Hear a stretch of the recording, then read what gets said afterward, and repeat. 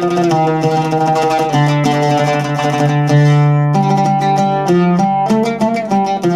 back to Keeping It Apostolic, the most edifying podcast in the world. I'm joined here today with Dr. Malak Samaan. Thank you for coming onto the podcast. Thanks a lot, Isaiah, and thanks for visiting our church here in Houston. And I'm really happy to be interviewed by you. The blessing is mine. So before we get started today, we'd like to get to know you a little bit more. So tell us more about you, what you do, who you are, all those things. Go ahead. Okay, my name is Malak Samaan, and I was born in Egypt and raised in a Coptic family, as many regular family, many other people. And after finishing my bachelor degree in aerospace engineering from Cairo University, I came to study graduate studies in Texas A&M, end of late 90s and beginning of the year 2000. I got my master degree and PhD degrees from Texas A&M University in aerospace engineering, and I have a good chance to work as a visiting scientist in NASA Johnson Space Center after finishing my PhD, and in the STS-107 Columbia, and then went back to work briefly in Egypt for also space related projects, and then back to Europe, and especially in Germany. Worked for the German Aerospace Center and European Aerospace Agency for about 8 years. It was really a challenging part of my life to be back and forth between Egypt, America, Egypt, Germany, and then back to America again 10 years ago. And now I'm working for NASA Johnson Space Center for the mission Artemis 1 and 2, go back to the moon. That's that's an amazing bio, and we're going to talk a little bit more about your work and about what you do in the context of our conversation today. But before we talk about space and creation and all these big ideas, I'd like to get to ask about your faith a little bit more. So for a lot of us who grew up in the church, it's very easy for us to kind of be in and out of the church, lukewarm, like we kind of just go because mom and Baba told us to, we're just there, but we're not there. And there comes this time period in our life where we have to take our faith seriously. What was that time period for you? You alluded to a little bit about how your time moving a lot was difficult for you, but what was it about your life that made you latch onto your faith seriously, and kind of walk me through that time period of your life? Actually, as a regular child or raised in a normal family in Egypt, Coptic family, we used to go like everybody else to the church once per week, attend the liturgy, and then Sunday school. And I was a servant also in my church back while I was also in the undergrad, but I didn't teach anything regarding like spiritual thing. I was also fascinating with computer science and all that stuff. So I was able to give like computer science classes to as a servant there. But my relationship with God, I think it is enhanced a lot in the last 5 years, especially during the COVID. So COVID was, for a lot of people, it's something negative. But you know what? For me, it was something positive. Because we had to work from home, not to drive like all this long distance to go to the job and to go to work and come back. So I have a good chance to read a lot. And since 5 years, thanks God, I have to read, or I have to read a lot of books about apologetics and about faith, and also read the Holy Bible every day. So this is also something I used to do since COVID. Before that, things like, I don't want to say my spiritual faith before and after COVID, but it is enhanced a lot, or I developed my spiritual life a lot in the last 5 years. I find that very interesting, because I think a lot of times when I ask that question, especially to older people, they always tell me like college is what, like it was always in college, it was always college, always college. So I find it interesting, but also fascinating that everyone has their own time, and God kind of plays his role in everyone's life at the time that they're willing and that they are like able for it to be accepting of him. So I find that very interesting, and thank you for that. So moving into the topic, before we start talking about creation, I really want to know a lot more about your work. So currently you work in NASA at the Johnson Space Center here in Houston, Texas. Tell me more about what you do, Yes. just about your work. Okay. In particular, my PhD was about something called Star Tracker. A Star Tracker is simply something like the eyes of any spacecraft. Like when you launch a spacecraft, you would like to know in which particular space or place on the space and the orientation of that. So my PhD and my work was about a device that we install in the spacecraft that detect the star's location in the space, and from that location, and it can detect the orientation of the spacecraft. It is like I'm guiding you. I am the guide, or that's why we are specifically in something called GNC, guidance, navigation, and control. We have some kind of guidance, we have the eyes for navigation, and we can control the spacecraft. So since 20 years ago, I'm working on this specific field here and also in Europe. I have published a lot of paper on this kind of stuff as well. So obviously this work is a very specific, very narrow field, and it's like anything that's of that nature is very hard to get into. How did you find yourself kind of falling into such a specific role within this whole within your industry? First of all, I would like I thank God for being in that particular field of study, because for me at the beginning it was very challenging, and I always like challenge. Starting from the beginning in the aerospace engineering, like it is only one in Cairo University, aerospace engineering, and the number of students there is very little compared to any other field. And in order to be on that field, you have to study a lot, because you study a lot of other. Maybe you know that aerospace, you study mechanical, and you study computer science, and you study cosmology. You study a lot of things. But being here also in the United States after that, it was more challenging for me because of new language. Everything is different to me, new environment, and you have a lot of student and a lot of graduate student.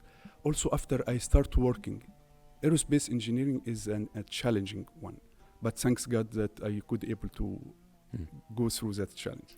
When you had those moments where you thought it was, extremely challenging to, keep going, what was it that made you keep pushing through in your studies and then eventually in your career?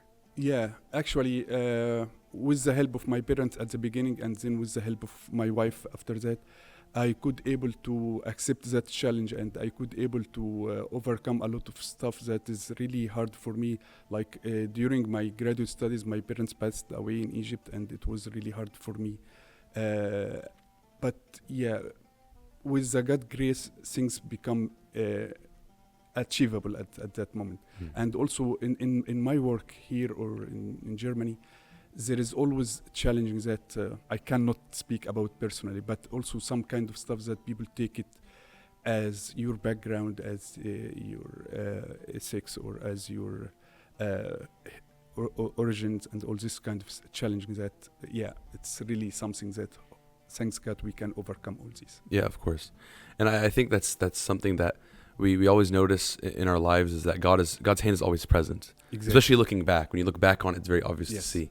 So as an aerospace engineer, you have a very distinct, you have a very front row seat view of space and of, the history of space-time and creation itself. So how does your work and the studies that you have to do in order to understand space, and because you're, especially specifically with what you work in, orientation, using the stars to figure out the orientation of the spacecraft and all that.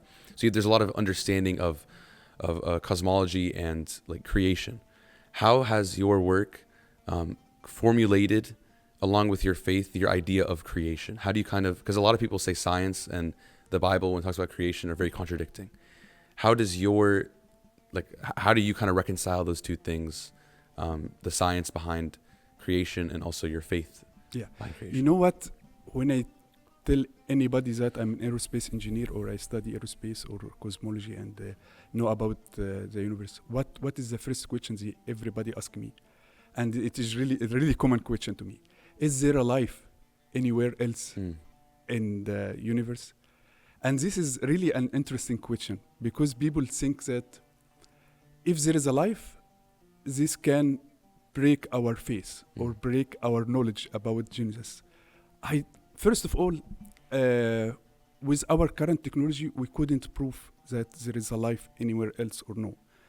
Because if you would like me to talk about this a little bit, we always look at something that make us life on Earth and try to apply that to life anywhere else in the universe. So the question to answer, like for example, the water is the only substance in the Earth that allow us to live for all the creature, like planets, human, animals. So we look for something similar, like vapor, water, ice. But with current technologies that we have, we couldn't able to find that. But even if in the future we find that there is living creature somewhere else, this will not make anything about our relationship with God or how the life at Earth began, or like our understanding of the creation. So if I answer anybody about this particular question, is there any life somewhere else? The answer say this will not break my relationship with God, or this will not make things like reconcile science and faith. It's something that we can do, of course. Yeah, and I think there's a couple things about that. I think the first thing is when we talk about extraterrestrial life, the first question that comes is how do you define life? Yes. What are you defining as life? And then you make the point of like water, and we look for water-like things. Who's there to say that there's not another substance that life could be sustained by, or like a version of life could be sustained by? And I think the most important thing that you said is this notion that if there are other living creatures, that our faith is invalid, and it's not true. I always like the church fathers always say that the Bible only is like, what's the purpose of the Bible? If you understand what the purpose of the Bible is, the purpose of the Bible is to lead us to salvation. If there's aliens on planet whatever, that doesn't change my salvation. Like the knowledge of that is irrelevant to me getting saved or not. Just like how, like when we talk to Baptists or Catholics, and they talk about purgatory or rapture, and these ideas of the last day, and these like very detailed descriptions of what's going to happen in the afterlife. And us as Orthodox, we say like it's a mystery, like we don't know. And I think the wisdom of our church is that it's just not relevant. It's not important for us to know exactly what heaven is going to look like, and exactly what hell is going to look like, and exactly what all these things are going to look like, because it doesn't help me get to heaven knowing what's in heaven, you know? Yeah. And so I think that's kind of the lens that we look at it. But talking a little bit more about creation itself, the Bible says 7 days of creation, and everyone knows the story. And then science, the leading theory is the Big Bang. How do you reconcile those two? Yes, actually,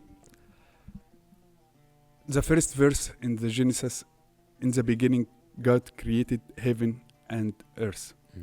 Actually, to start answering your question, we have to understand that the Old Testament, especially the book of Genesis, was written 3,500 years ago, roughly, by Moses. And it is not a scientific book. It is a book that contains some science for people, any normal people, to understand. It doesn't have to have someone with aerospace background or someone that studied cosmology. I don't think that if we spoke about the redshift or we spoke about Big Bang in the Genesis, this will benefit a lot of people to know about these details.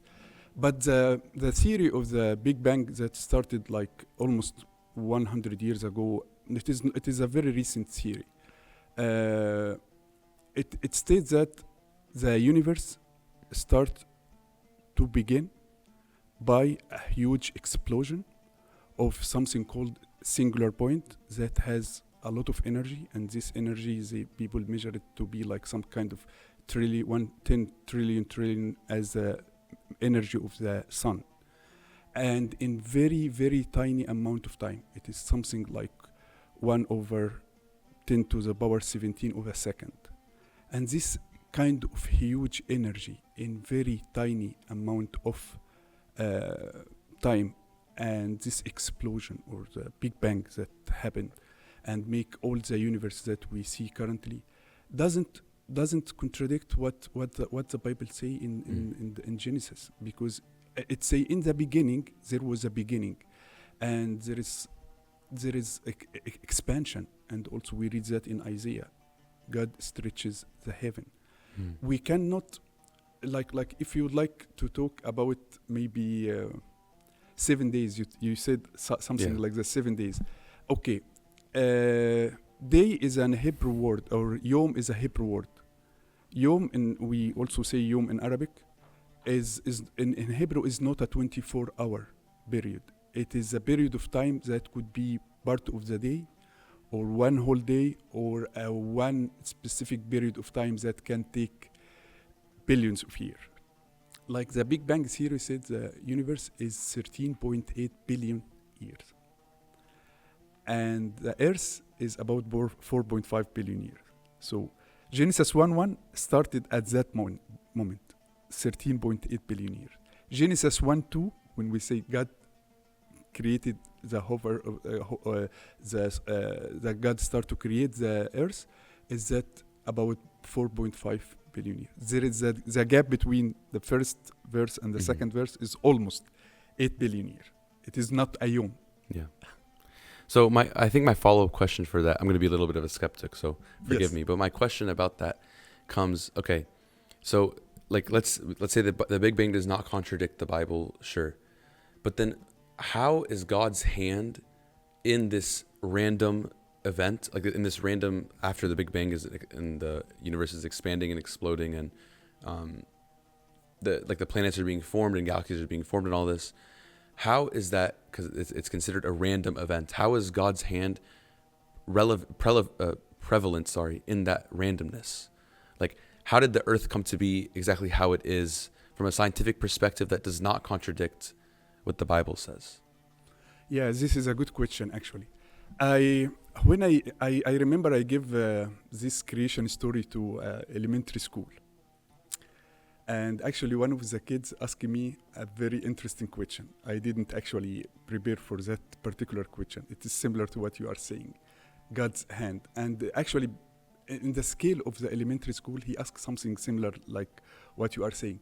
If God created the whole universe, and God created all these planets that we see, and why God only created human that can live on this particular place, which is Earth, not anybody else? Why is life permitting only on this planet? And how can God guide all this kind of thing? Why we cannot randomly be in any other planet, or human can live anywhere else?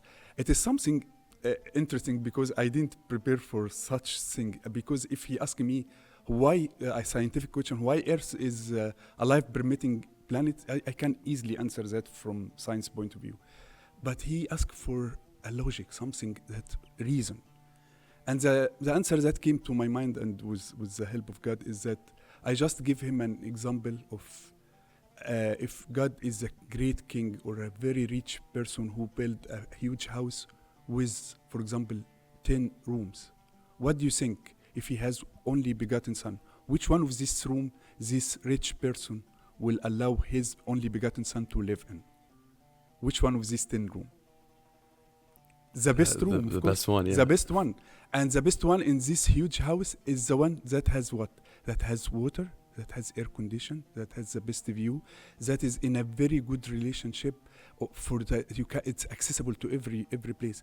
This is what God did to us. He gave us the earth, which is in a Goldilocks zone, or Goldilocks place with respect to the sun. He gave us the atmospheric around the earth. Everything that God did for us is a very precise thing. That we are in the best room on God's house, which is the universe. Does that mean that also God's precision and intelligent design is still apparent across the rest of the universe? Or is it just on this earth that his intelligent design is yes. on? This can lead us to the question of the fine-tuning of the universe. Actually, the precision of the universe is in a very, very tiny precision of a lot of constraints. There is 3 different constraints that guide our universe. And this we call the fine-tuning. By the way, the fine-tuning argument is one of the most most important argument for the existence of God, because even atheists cannot ignore that, because it says that our life permitting universe has a very tiny constraint in terms of laws of nature, in terms of constant of these laws of nature, and in terms of initial condition. Like if I can give you an example, the gravitational forces, you know this gravitational forces between two bodies. Objects, This, it's called in mathematics G. It is this gravitational constant is something that relate the gravity force between two masses, and two masses can be, for an example, the Earth and Sun. These are at the end two masses. There is a constant of gravity that relate the distance between the Earth. I'm sorry to talk a lot of science here today. I'm enjoying it. So if we say this gravitational constant between two planets or two objects, this gravitational constant is well defined by this fine tuning. If the gravitational constant is disturbed by 1/10 to the power 60, then life permitting universe will not be exist. You know how big is that, or how small is that number? That's very 1/10 to the power 60. When I give this to the middle school class, I just give them an analogy of how small is that number. If you spend your whole life driving your car for 60 years at 60 miles per hour, just do nothing by driving your car, don't stop to put gas or anything, you will cover a distance that rotate around the Earth for 100 times. This is a huge distance. You do nothing by driving at 60 miles per hour. If you compare this long distance with the hair breadth, with the breadth of your hair, it is 1 to the power 10 to the 20th. 1 over. Jeez. Yeah. So we are talking about even a smaller number. It is. This is one of them, the gravitational force. But there is a lot of other forces or a lot of other constant flow that govern our fine-tuning universe. Wow, that's like that's. I think like it's things like that of science that always fascinate me, because it's. Why do you think people can see all these things and see all these realities and still not believe that there's an intelligent designer? Yeah, because actually they can say something like, even this kind of stuff that we can talk about fine-tuning, it can come from other sources, because there is also 3 chances of this fine-tuning element that can make the fine-tuning for the existing, or for the fine-tuning of the life-permitting universe exist. There is other chances. There is 3 of them. One, say, physical necessity, that the laws of physics would like to have this kind of initial condition and constant to be correct in order for physics to exist, or by chance. We came into existence randomly, by chance. A lot of people are still thinking about that. And the third is by design. So the universe came into existence only one of these 3 options. What is the statistical probability that we live by chance? Yes, it's a very good question. So people talk about something called multiverse. Multiverse means that there is a lot of universes similar to ours, and we are by chance came into existence because our universe is one of these universes that exist, but it has the life, and the other does not have any life. And actually there is a lot of scientists that could put this probability together, that if there is a multiverse generator and generate all these universes, and by chance ours is one of them, I can tell you a number that is unimaginably countable number. It say this chance is 1/10 to the power 10 to the power 123. 10 to the power 10, okay. Yeah, it is really unimaginably a huge number. And the chance that our universe came into existence by chance is really, really almost 0 if you consider this number. So that's the by chance. Then the physical constraints. What if there's laws of physics wouldn't that mean that there has to be someone to put those laws into place? Or like, what is the argument behind that the laws of physics necessitate these, like the fine tuning of the universe? Yeah, they said, or the skeptics said that we have to have this governor or this initial condition and constant in this particular time range or this particular very tiny range in order for the or the laws of nature to be valid, or the physical necessity. But this is wrong. This is not true, because even these laws of nature or physical necessity still can work with a wider range of this physical or this constraint. Let me give you an example. If you look at the gravitational force equation, this equation can still be valid even if the G can be disturbed with a little bit number. Or let me also give you another valid example from my work as an aerospace engineer, and maybe this can also make things like easier for people to understand. When we launched a mission 4 or 5 years ago to Mars, it's called Mars Perseverance Mission, which is we put a robot on top of the Mars service. I don't know if you hear about that. Yeah. So the distance that the spacecraft traveled to the Mars is about 6 months, because we study the orbit of the Earth, we study the orbit of the Mars, and then we launch that particular rocket in order to reach the Mars in this particular time. We have to study, and this is something people may not know, that there is something called launch window. Yeah. We say, okay, we are gonna launch in this particular time window. If we lose this particular time window, we cannot simply launch tomorrow. We have to wait a few months or a few weeks.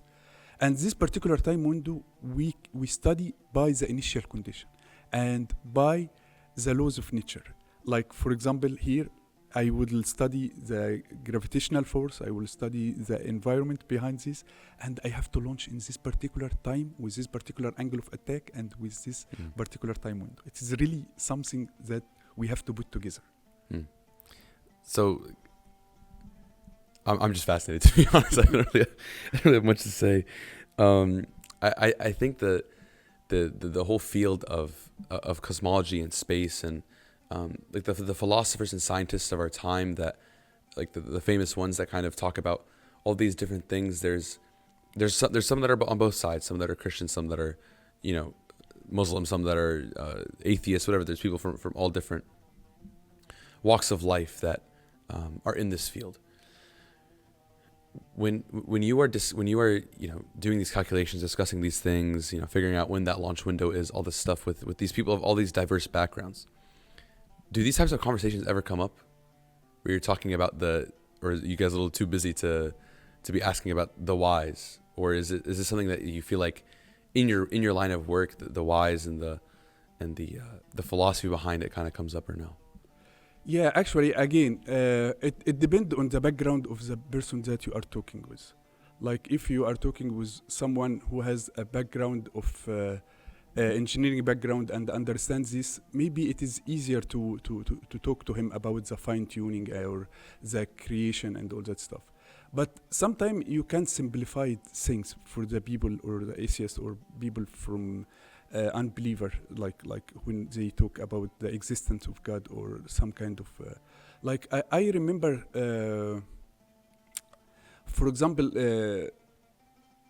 I don't know if you heard about that. There is something called Kalam cosmological argument. It is a very simple cosmological argument for the existence of God. It is three premises. It say, if anything that begin to exist, these things must have a cause. And the universe began to exist. Then the universe must have a cause. So it is a very simple thing.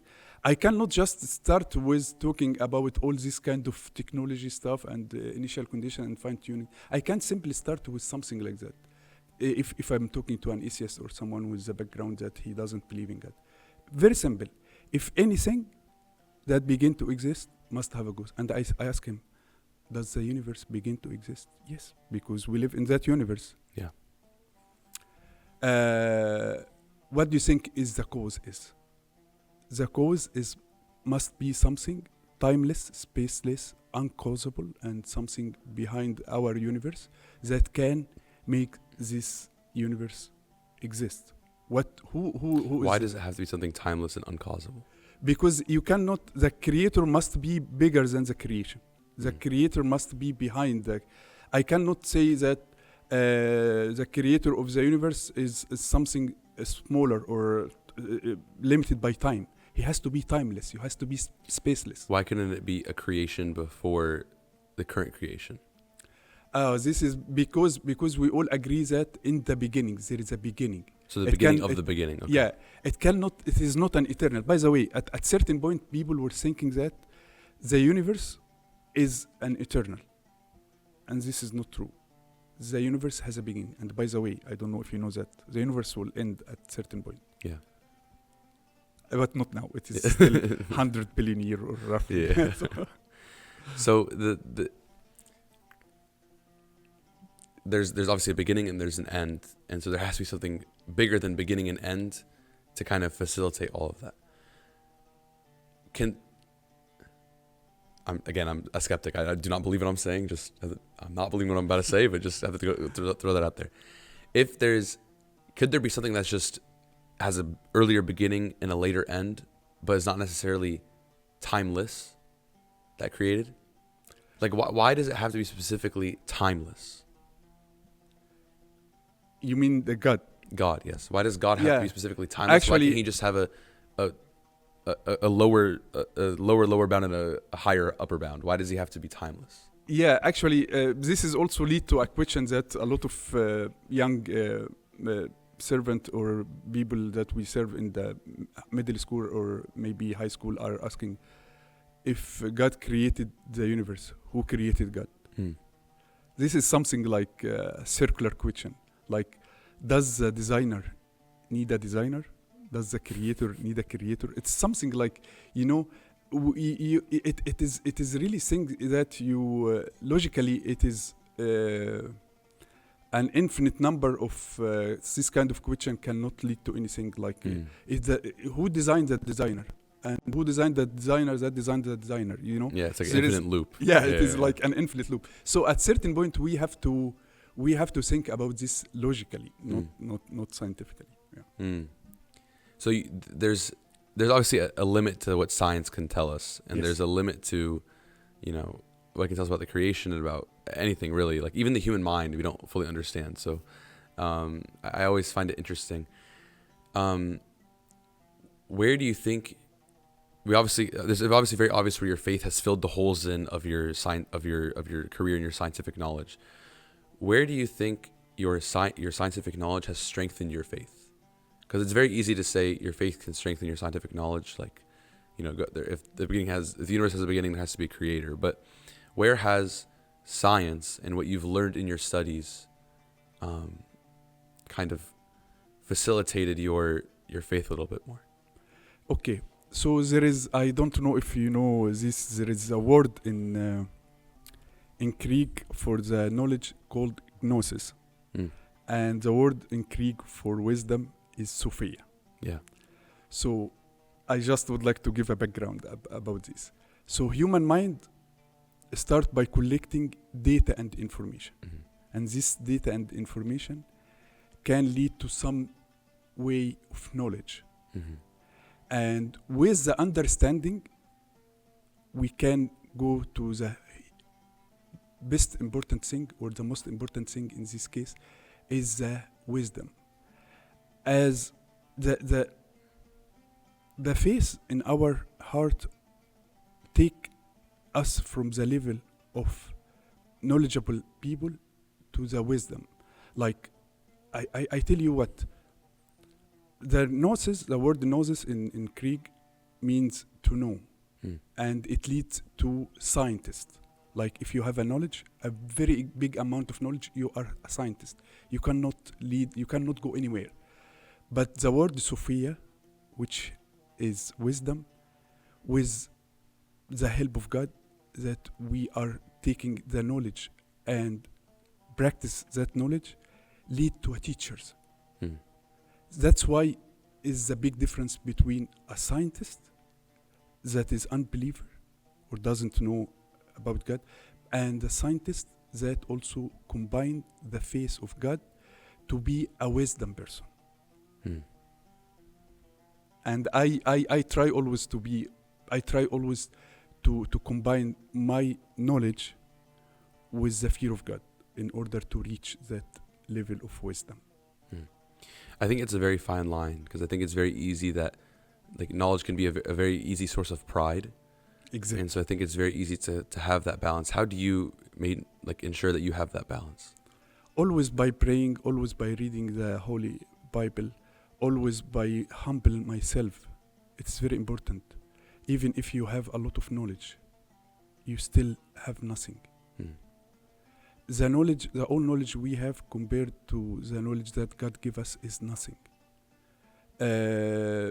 When we read that the heaven glorifies the God, and the stars and all the stuff that made by God glorifies Him in the Psalms, we can always think everything that we reach is nothing compared to the wisdom that we get from our God. Hmm. It reminds me of the fraction of wisdom, where it says in it, wisdom is brighter than the sun and all the stars. Exactly. And it's like it's a powerful thing. And I think, like you mentioned, you can have all the knowledge in the world, but without the faith of God, like what value does it bring? Nothing. And I think that's one of the biggest arguments for the existence of God is the purpose of life. How do you think in your line of work, the purpose of life is handled? How do you think that people who are astronomers or aerospace engineers, cosmologists, how do they view the purpose of life, and what makes their view, the atheist view of that, incomplete? Okay, this is also one of the important questions that actually people can be distinguished in two different categories. People call themselves evolutionists, or people that think that God not existing, and people or atheists, and people that can categorize themselves as a creationist, or people that believe in God creation.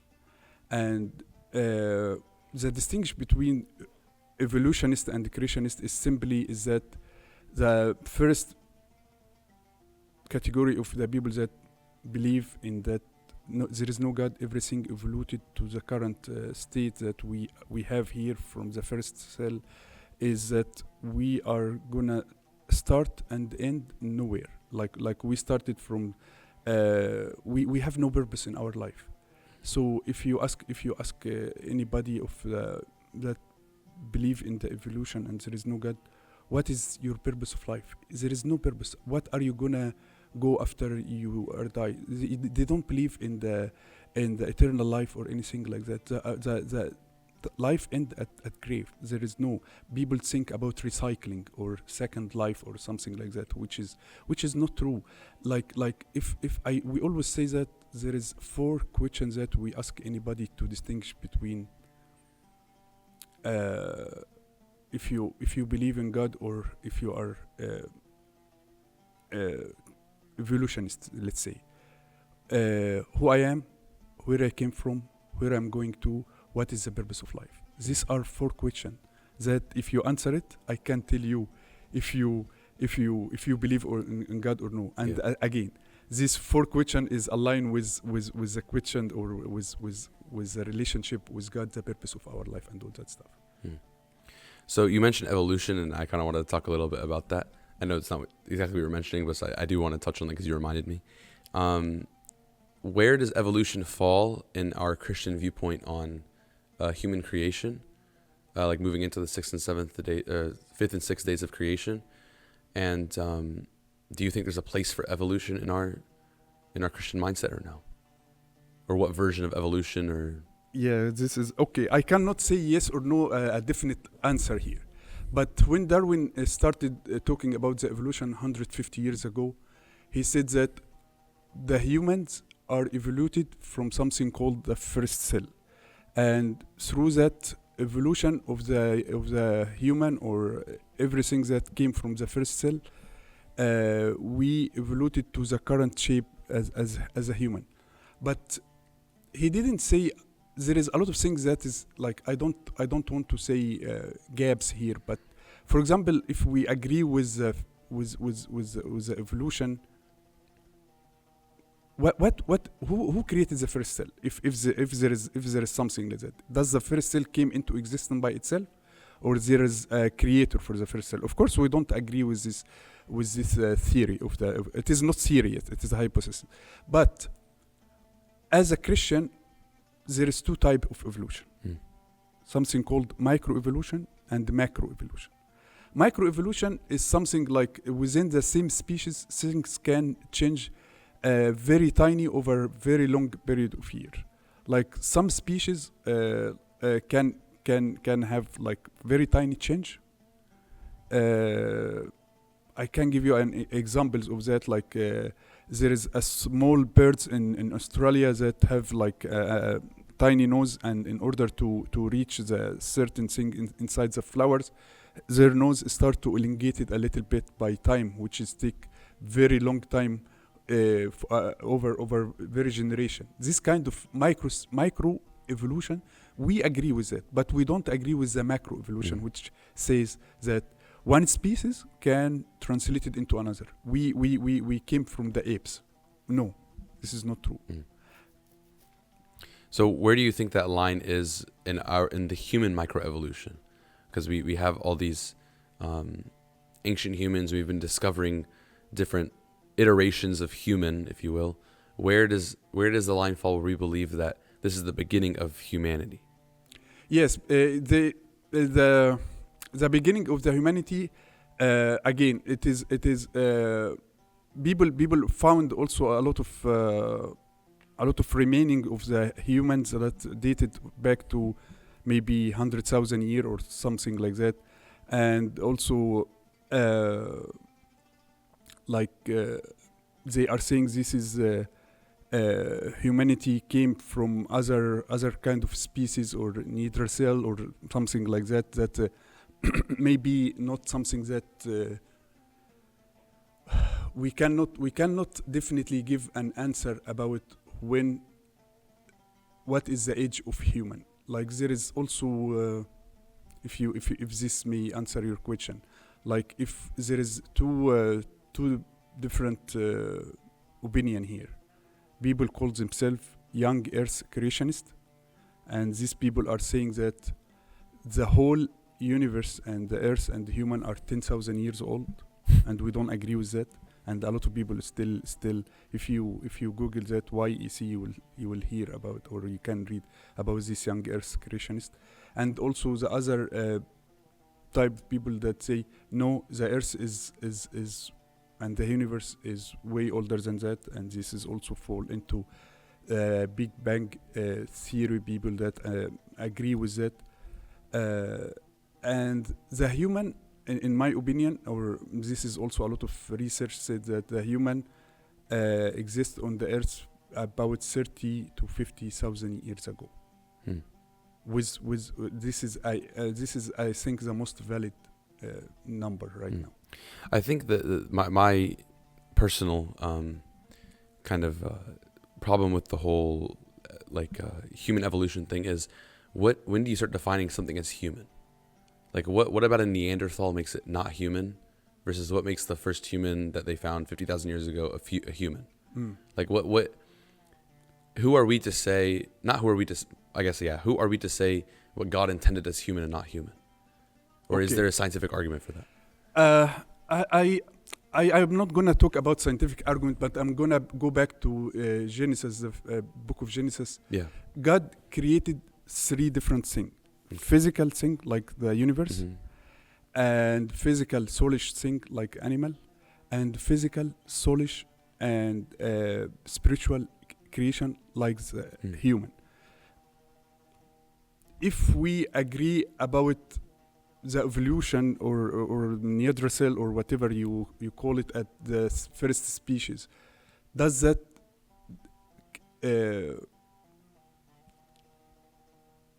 fall into the second category or the third category, because this is important to distinguish.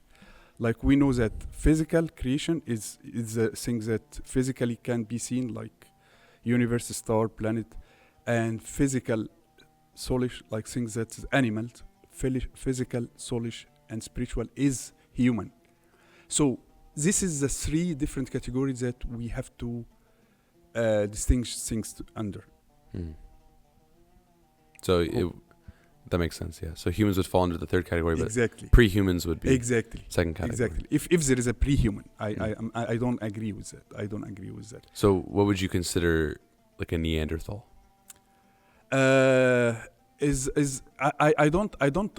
I don't consider them human, or I don't consider this is. I believe in the story of creation, that God created man in His image, and that man has a consciousness and has mind and all that stuff. If we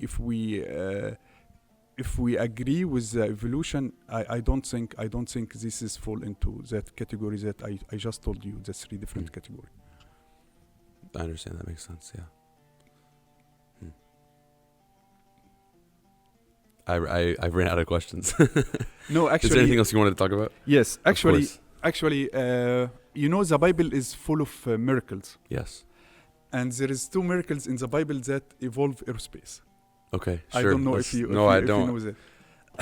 Let's hear it. I first of all I met with His Eminence Yusuf in Florida about a year or two ago, and when he knew that I'm in aerospace engineering, I came to visit Florida for supporting one of the missions there. He asked me about one of the miracles that exist in the Bible that contain aerospace. Okay. I don't know if you know this or no. It is in Joshua 10:12, when Joshua prayed to the God to make the day longer. Yes. This is one of the interesting events in the Old Testament about how he Amba Yusuf asked me how do you think from a scientific point of view that God can make a day longer? Yeah. And actually, I have an explanation, but the only God can do that. The explanation is that you know that the Earth rotates around itself once every 24 hours and rotate around the Sun once every 365 days. The rotation of the Earth around itself make the day and night. The rotation of the Earth around the Sun make the 4 seasons. Yeah. So in order to make the day longer, the only possible thing that make it is to slow the rotation of the Earth, to make the Sun stay on the same place for a longer time. But wouldn't slowing the rotation of the Earth send all of us flying? You know, because we're all traveling around the Earth at, I think the Earth travels around itself 800 miles an hour ish. Yes. So if it slowed down, wouldn't that send us like No, acceleration I'm telling you the explanation, the scientific explanation of this of how a day gets longer? Yeah, the day get longer. But how this could happen? Only God can do that.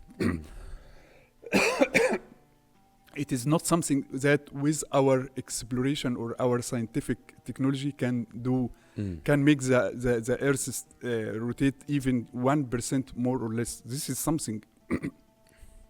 This is something miraculous. Only God can do that. But this is my explanation. The other miracle, which is more difficult in my opinion than this one, much more difficult, that contain aerospace. And actually, if you talk to someone, you may mention these two miracles, and is the one from 2 Kings, chapter 20, I think, yeah. When King Isaiah, you remember that? He's about to die. Yeah, King Uzziah, Yeah, he asked God to extend his life. And Prophet Isaiah prayed to the God to extend his life. And then God sent Isaiah to King Ezekiel, King Ezekiel, to tell him that he is going to live 15 more years. And then he told him what evidence you would like to know in order to some kind of proof that would you like the shadow go forth 10 degrees or go back 10 degrees? Hmm. You know, in the ancient times, they measure the time with the shadow, Yeah, sundial. Yeah. sundial. And to make the sun go forth 10 degrees is easy, but go back 10 degrees is really difficult. It's impossible. The only way to do that is not to slow the rotation of the Earth. It is to reverse the rotation of the Earth. Hmm. And 10 degrees is a 40 minute. Like Yeah. the Earth rotates around itself, Yeah. 15 degrees per hour. Per hour. Yeah. So this is, it is for me, it is unimaginably possible. Hmm. This kind of, how can, like, I can tell you this is the only way that make the sundial go Mhm. back 10 Yeah. degrees is to reverse the rotation of the Earth. Yeah. But this is, only God can do that. And this is actually the only two miracles in the Old Testament that evolve or contain aerospace. Hmm. So there's no, other than the like what would have to happen for that to occur. There's no like catalyst explanation of like how that would actually occur. Yeah, actually, if you read the book of Job 38, when God tried to explain a lot of things to Job, he asked him like 60 or 70 questions. And actually, several of these questions are also have a lot of science behind it. God asked Job, who did so and so and so, who did apply this, who did all this stuff. Only God can know. Like an physical explanation behind these two miracles, I cannot give something that it is something miraculously happened that makes these things, and even nobody can get harm from doing slowing the Earth or making it rotate. I'm just, this is my explanation how the sundial go backward 10 degrees. That's beautiful. Anything else? Yes, I would like also to share the famous verse from First Peter. This is, I always put this in front of me. But sanctify the Lord God in your hearts, and always be ready to give a defense to everyone who asks you for a reason for the hope that in you, with meekness and fear. And this is actually the base of our apologetics study. Always be ready to give a defense. By what? By knowledge. And also with meekness and fear. We have to have the hope in us with the fear of God, with humility. We cannot only have a knowledge. That's not enough. I told you before that knowledge with understanding lead to what? To wisdom. Always remember that. Pure knowledge without the fear of God and without the humility will lead to someone who is maybe a scientist but doesn't need a God. This is not a humble person. This is a proud person. So always sanctify the God, your Lord, in your heart, and be ready to give a defense. I have some concluding questions for you. So the first of which is, if you had to go back and tell 16-year-old Dr. Malak, before he was doctor, just Malak, some advice, what would you tell him?